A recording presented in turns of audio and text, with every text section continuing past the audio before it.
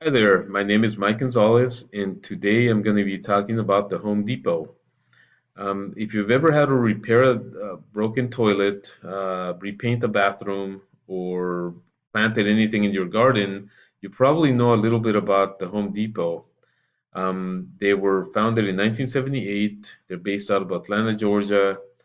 They employ over 400,000 people, and they have over $100 billion in sale every year with $8 billion in income.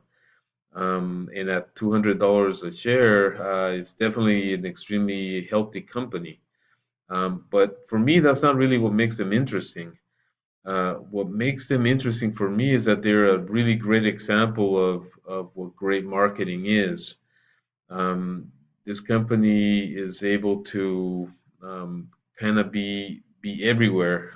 If you've ever watched a NASCAR race, you'll notice the Home Depot car that's running around the tracks, or if you like soccer, the Home Depot Center in Carson, California, where the LA Galaxy play. So they definitely get out there. But to just study them a little bit further, pretty early on, they were able to capture, the typical person who repairs anything around the house. Typically male. They were able to kind of ingrain themselves in the mind of men. Hey, that's the place where you go to buy anything for the house.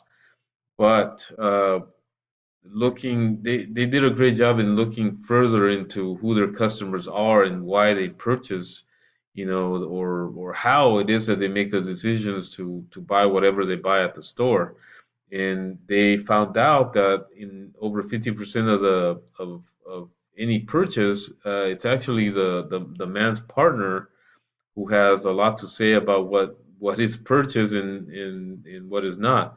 Usually it's the wife, or the man's partner who has a lot of input. So then the Home Depot decided, well, we're gonna have to also advertise to women. Pretty early on, they made some attempts that were not very successful. They tried selling tools that had pink handles or pink toolboxes that most women just kind of found, silly, and they didn't have good results.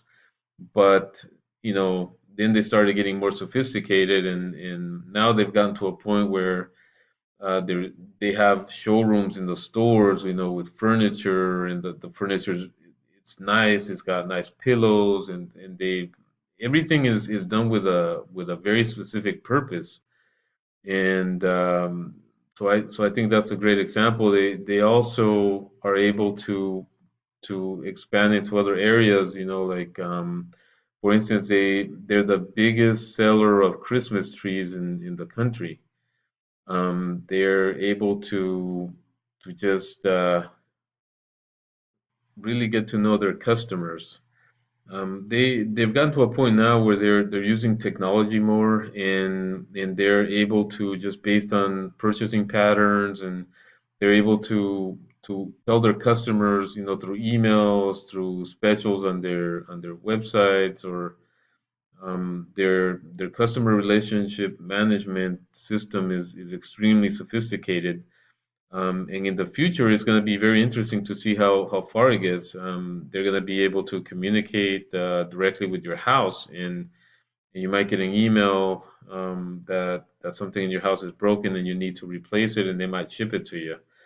So as far as my blog page, I just went through every step. Um, it's if anybody has time to read it, I thought it was very interesting. Thank you, and it's been a great class. Bye.